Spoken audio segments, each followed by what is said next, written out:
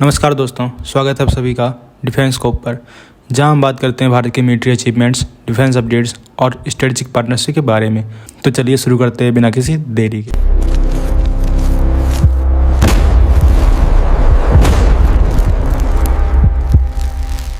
पहली खबर की बात करें तो इंडियन एयरफोर्स का 114 MRFA जेट का प्लान एक सेटबैक में चला गया है, क्योंकि मिनिस्ट्री ऑफ डिफेंस ने इंडियन एयरफोर्स का प्रपोजल इनकम्प्लीट बताकर वापस भेज दिया है। मिनिस्ट्री चाहती है कि प्रपोजल में लोकल मैन्युफैक्चरिंग, इंडिजनाइजेशन और इंडियन प्राइवेट कंपनीज का रोल क्लियरली डिफाइंड हो। मिनिस्ट्री ऑफ डिफेंस ने कहा है कि ये डील आत्मनिर्भर भारत के विजन के हिसाब से होनी चाहिए, जिसमें एयरक्राफ्ट का ज़्यादा हिस्सा इंडिया में बने।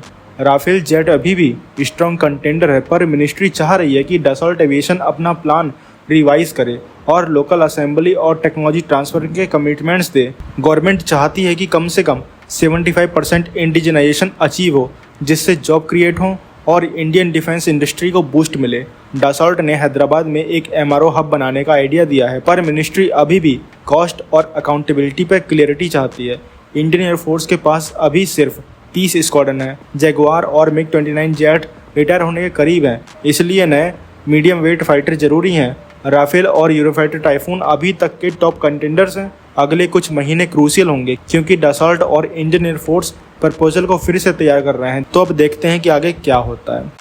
अगली खबर की बात करें तो इंडियन एयरफोर्स ने DRDO के घातक UCAV प्रोजेक्ट को पूरी बैकिंग दी है। ये एक इंडिजिनस स्टील्थ कॉम्बैट ड्रोन है जो इंडिया के एरियल स्ट्राइक डॉक्ट्रिन को बदल सकता है। अब कैबिनेट कमेटी ऑन सिक्योरिटी से फंडिंग अप्रूवल के लिए प्रपोजल तैयार हो रहा है, जिसमें शुरुआत में $500 मिलियन मांगे गए हैं ताकि 4 प्रोटोटाइप बन सकें। लेकिन एक्सपर्ट्स कहते हैं कि पूरा प्रोजेक्ट कंप्लीट होने में टोटल कॉस्ट $1 बिलियन से ज़्यादा पहुंच सकती है।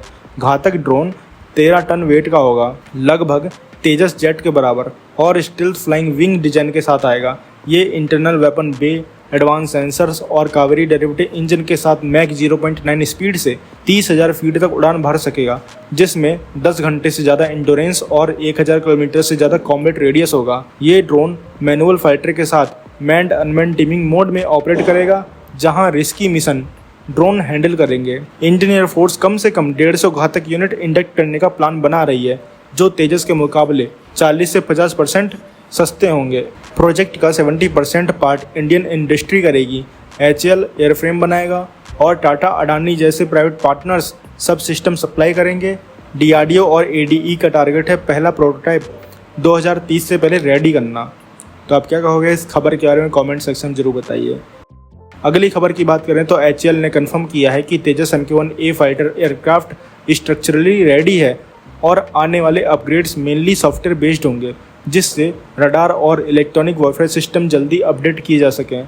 17 अक्टूबर को HAL नासिक प्लांट से पहला तेजस MK-1A सक्सेसफुली फ्लाई हुआ, जिसमें इजरायली एल्टा ELM-2052 ऐसा रडार लगा है। ये 150 किलोमीटर तक मल्टी टारगेट ट्रैकिंग करता है, पर इसका software control Israel aerospace industries के पास है।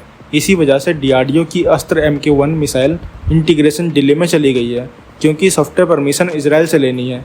मार्च 2025 में एक टेस्ट भी फेल हुआ था डेटा सिंक इशू की वजह से। इंडियन एयरफोर्स को 2029 तक 83 तेजस MK-1A एयरक्राफ्ट मिलने हैं, पर इंजन डिलेज और सॉफ्टवेयर डिपेंडेंसी डिलीवरी स्लो कर रहे हैं।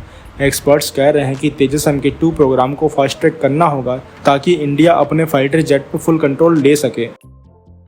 अगली खबर की बात करें तो DRDO ने अस्त्र MK-2 beyond visual range missile को अपग्रेड करके उसकी रेंज 160 किलोमीटर से बढ़ाकर 200 से 250 किलोमीटर कर दी है।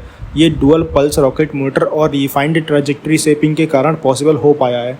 मिसाइल अब लॉन्गर बर्न टाइम के साथ एफिशिएंट थ्रस्ट जनरेट करती है और अपनी कॉम्पैक्ट साइज में ही तेजस और SU-30 MKI जैसे जेट्स के कंपैटिबल है। लॉफ्टेड ट्रैजेक्टरी मिसाइल को ज़्यादा अल्टीट्यूड पर ग्लाइड करने और फ्यूल बचाने में हेल्प करती है। उड़ीसा के चांदीपुर रेंज में टेस्टिंग चल रही है और 2026 तक फुल प्रोडक्शन स्टार्ट होने की उम्मीद है। 700 मिसाइल का इनिशियल ऑर्डर कंसीडर हो रहा है, जो BDL और 50 इंडियन कंपनीज मिलकर बनाएंगी।